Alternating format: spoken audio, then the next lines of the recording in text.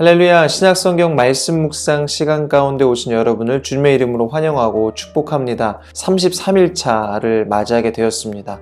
하루하루 우리가 말씀을 읽어나가며 그 1차가 쌓여갈수록 우리의 믿음과 또 주님을 향한 우리의 마음이 더욱더 주님 앞에서 잘 쌓여가는 그러한 저와 여러분들의 모습이 되었으면 좋겠고, 주님이 주시는 그 하나님을 알아가는 지식이 우리 안에 더욱더 풍성하게 쌓여가는 귀한 은혜의 시간들이 되시기를 바랍니다.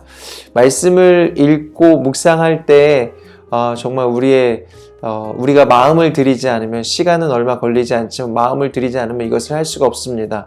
저와 여러분이 새로운 마음을 가지고 다시금 주님께 마음을 드리고 오늘 정말 주님이 주시는 그 말씀의 능력으로 살아가는 저와 여러분들 되었으면 좋겠습니다. 함께 기도하고 오늘 말씀 나누도록 하겠습니다.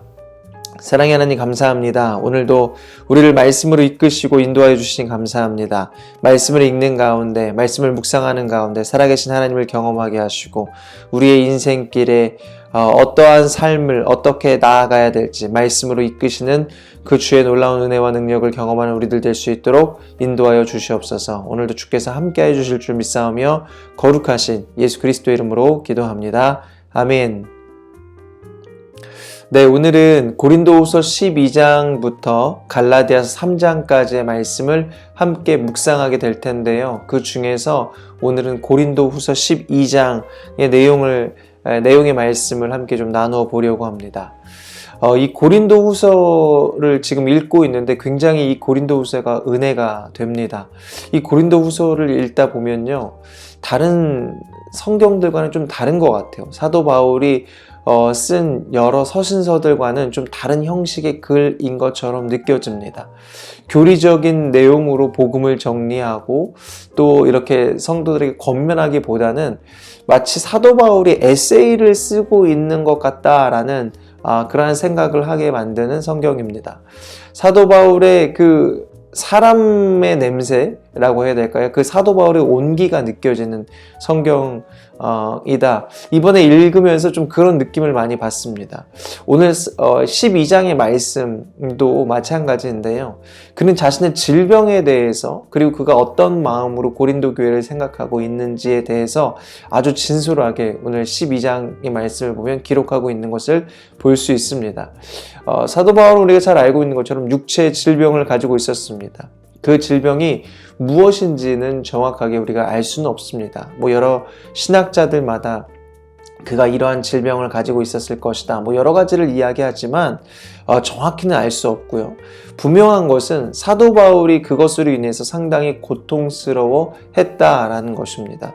그래서 그는요, 자신의 이 질병을 육체의 가시다라고 표현을 하면서 하나님께 이것을 제거해 달라라고 3번이나 간절히 기도를 하였습니다. 그러나 그의 질병이 제거가 되었나요? 제거되지 않았죠. 이 본문을 볼 때마다 생각나는 한 목사님의 설교가 있습니다. 다니엘 기도에도 나오셨고 여러 가지 영상으로도 많이 접하셨을 텐데요. 그 목사님도 장애를 가지고 계신 목사님이셨습니다. 그러면서 이제 자신의 경험을 간증으로 말씀하시는 내용이었는데요.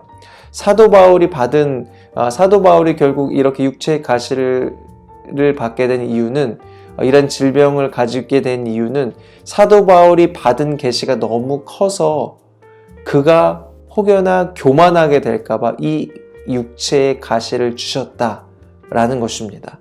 그러니까 그 이후에 사도 바울이 더 이상 그것을 알고서 그렇구나, 하나님께서 내게 주신 그 사명이 너무나 크고 그 계시가 너무나 위대해서 하나님이 나를 겸손하게 하시려고 이러한 육체의 질병을 주셨구나라는 것을 깨닫고 그는 더 이상 하나님께 기도하지 않았습니다. 그리고 이제 그 전에는 그 육체의 가시가 그를 괴롭히는 어떤 그를 힘들게 하는 도구였지만, 그 이후에 이 육체의 가시, 이 질병은요, 하나님이 자신에게 주신 계시가 얼마나 큰지를 돌아보고 확인하는 은혜의 도구가 되었다라는 것입니다. 여러분, 그러면서 뭐라고 이야기하시냐면, 그러면 사도 바울의 질병이 나은 것이다. 이제 더 이상 그것을 위해 기도하지 않고 그것은 하나님의 은혜를 확인하는 도구이기 때문에 사도 바울의 질병은 나은 것이다 라고 그렇게 이야기하시면서 그 목사님도 이제 그때 나의 장애는 나았다라고 말씀하시는 것을 본 적이 있습니다. 여러분, 우리도 인생길을 걸어가면서 사도 바울의 육체와 가시와 같은 어려움들을 가지고 살아갑니다. 우리 인생이 다 마찬가지겠죠. 그러나 그것을 우리가 바라볼 때 그것이 나를 괴롭히고 나를 힘들게 하는 육체의 가시가 아니라 이것을 통해서 오히려 더욱더 주님을 바라보며 주님이 주시는 그 사명을 생각하고 그 사명을 감당할 수 있는, 주님을 바라볼 수 있는 은혜의 도구가 되기를 간절히 소망합니다. 주님이 나를 왜 이렇게 만드셨을까? 주님이 나에게 왜 이런 환경과 상황을 주신 걸까? 주님은 왜 나에게 이런 어려움을 겪게 하신 걸까? 우리가 이것을 통해서 더욱더 주님을 바라보고 의지하고 이러한 것들을 통해서 우리가 주님을 더욱 소망하며 나아갈 때 오히려 그것은 우리에게 은혜의 도구가 될 것입니다.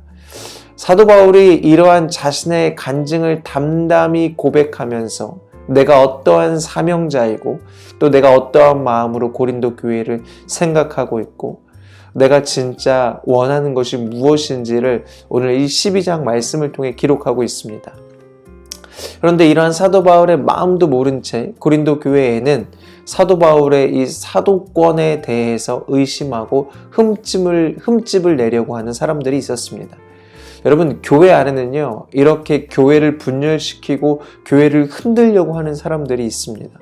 그것이 자신의 사명인 양 교회를 흔들어대는데 여러분, 그것은 분명히 주님이 기뻐하시지 않는 일입니다.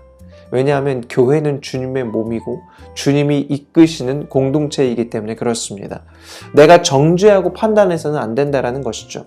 물론 누가 보기에도 교회가 부정하고 교회가 교회되지 못한 모습을 보일 때에는 그것은 당연히 그러한 부분에 있어서 반기를 들어야 하고 갱신하고 바꾸고 회개하도록 하는 것이 맞습니다.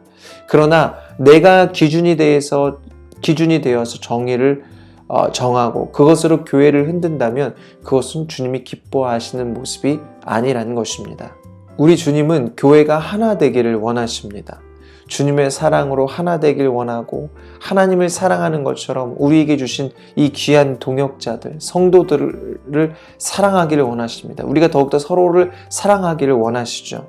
주님의 사랑이 우리 안에 충만하기를 원하고 그 사랑으로 하나 되어서 더욱더 주님 안에서 아름다운 교회를 이뤄가는 우리 살아있는 교회가 되기를 간절히 소망합니다. 그러한 것이 바로 주님이 원하시는 주님의 몸된 교회의 모습인 것입니다. 오늘도 우리가 말씀을 읽고 묵상하는 가운데 우리의 몸과 마음이 더욱더 주님을 사랑하는 복된 이 하루가 되기를 간절히 소망하고 주님의 은혜 가운데 주님이 이렇게 말씀 주실 때 믿음으로 반응하며 나아가는 우리 모든 성도님들 되시기를 예수 그리스도의 이름으로 간절히 축원합니다. 아멘.